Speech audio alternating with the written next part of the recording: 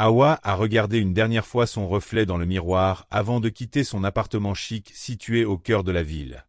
Sa taille beige parfaitement ajustée lui donne une allure professionnelle et élégante. Aujourd'hui était un grand jour pour elle. Elle allait diriger sa première réunion en tant que directrice adjointe des finances dans une grande entreprise. Depuis toute petite, elle avait rêvé de ce moment. Elle se revoyait encore, adolescente, assise sous le manguier de la cour familiale, écoutant son père lui dire qu'elle devait être forte et indépendante. Contrairement à d'autres pères plus conservateurs, il avait toujours encouragé son ambition. Mais alors qu'elle quittait l'immeuble, téléphone à la main, ses pensées furent interrompues par un message de son mari, Malik. Il lui rappelait qu'elle devait être à la maison plus tôt ce soir-là, car sa mère venait dîner. Hawa soupira. Elle savait que ce dîner ne serait pas une simple réunion de famille. Depuis son mariage avec Malik, elle était sous pression. Sa belle-mère, une femme très attachée aux traditions, ne cessait de lui rappeler que son rôle principal était celui d'une épouse et d'une mère, et non celui d'une femme d'affaires. Hawa et Malik étaient mariés depuis 5 ans. Au début, tout semblait parfait. Malik était un homme respectueux et aimant, un entrepreneur ambitieux qui dirigeait une petite entreprise familiale. Ils partageaient de nombreux rêves et voulaient construire un avenir stable pour leur fils de 3 ans, Adam. Mais à mesure qu'Hawa gravissait les échelons dans sa carrière, les tensions commencèrent à s'installer. Elle passait de longues heures au bureau, parfois en déplacement à l'étranger, ce qui ne plaisait pas à Malik. Il avait grandi dans un foyer où sa mère s'occupait exclusivement du foyer, et où son père était le chef incontesté de la maison. Il s'attend à ce qu'Hawa suive ce modèle. Ce soir-là, après le dîner avec sa belle-mère, la tension atteint son paroxysme. « Hawa, tu travailles trop. Adam passe plus de temps avec la nounou qu'avec sa propre mère.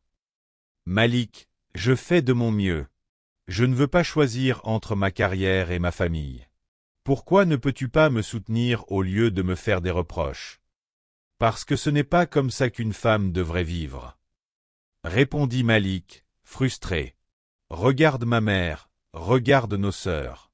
Elles prennent soin de leur maison et de leurs enfants. Pourquoi veux-tu être différent? » Les mots de Malik bénissent Hawa profondément. Elle se leva et quitta la pièce sans un mot. Cette nuit-là, Hawa ne trouve pas le sommeil. Elle se leva à l'aube et, sans réfléchir, prit la route du village où vivait sa grand-mère, Maman Fanta. Arrivée dans la cour familiale, elle trouva la vieille femme assise sur un tapis, tressant calmement des paniers. « Ma fille, que t'arrive-t-il » demanda-t-elle en voyant l'expression troublée d'Hawa. Hawa s'assit à ses côtés et lui raconta tout. « Grand-mère, je me bats chaque jour pour mon mariage, mais je sens que je perds. Si je me consacre à ma famille, je renonce à mes rêves. Si je me concentre sur ma carrière, on me reproche d'abandonner mon foyer. Que dois-je faire ?» Maman Fanta sourit doucement et pose sa main montée sur celle de sa petite fille. « Ma fille, laisse-moi te raconter l'histoire de Sira. Il y a longtemps, dans ce même village, vivait une femme nommée Sira. Elle était connue pour son intelligence et son ambition. Contrairement aux autres femmes de son époque, elle voulait étudier et devenir guérisseuse, un rôle réservé aux hommes. Mais son mari, un homme influent, s'y oppose. Il voulait qu'elle reste à la maison et s'occupe des enfants. Pourtant, Sira a trouvé un moyen de concilier les deux. Elle apprend en secret, s'organisant pour que ses responsabilités familiales ne soient jamais négligées. Au fil des années, grâce à son savoir, elle sauve la vie de nombreuses personnes, y compris celle de son propre mari lorsqu'il tombe gravement malade. C'est alors qu'il comprit que la valeur d'une femme ne se mesure pas uniquement à sa présence dans la maison, mais aussi à ce qu'elle apporte à la communauté. Sira n'a pas eu à choisir, Hawa. Elle a trouvé un équilibre. Inspirée par cette histoire, Hawa décide de ne plus fuir ses responsabilités, mais de les réorganiser. De retour chez elle, elle a pris l'initiative d'avoir une discussion sincère avec Malik. Elle lui expliqua qu'elle comprenait ses inquiétudes, mais qu'elle ne voulait pas renoncer à ce qu'elle était. « Je t'aime, Malik. Mais si tu veux une femme qui abandonne ses rêves pour satisfaire les attentes des autres, alors tu n'as pas épousé la bonne personne.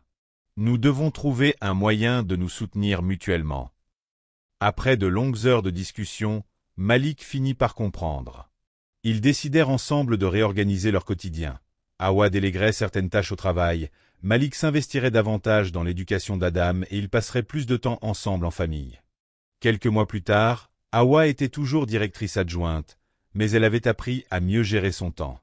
Elle refusait désormais certaines réunions tardives, travaillant parfois depuis la maison et impliquait Malik dans la prise de décision familiale. Quant à Malik, il s'occupait davantage de leur fils et voyait à quel point Hawa était plus épanouie. Sa belle-mère, bien qu'encore sceptique, voyait que le couple était plus heureux.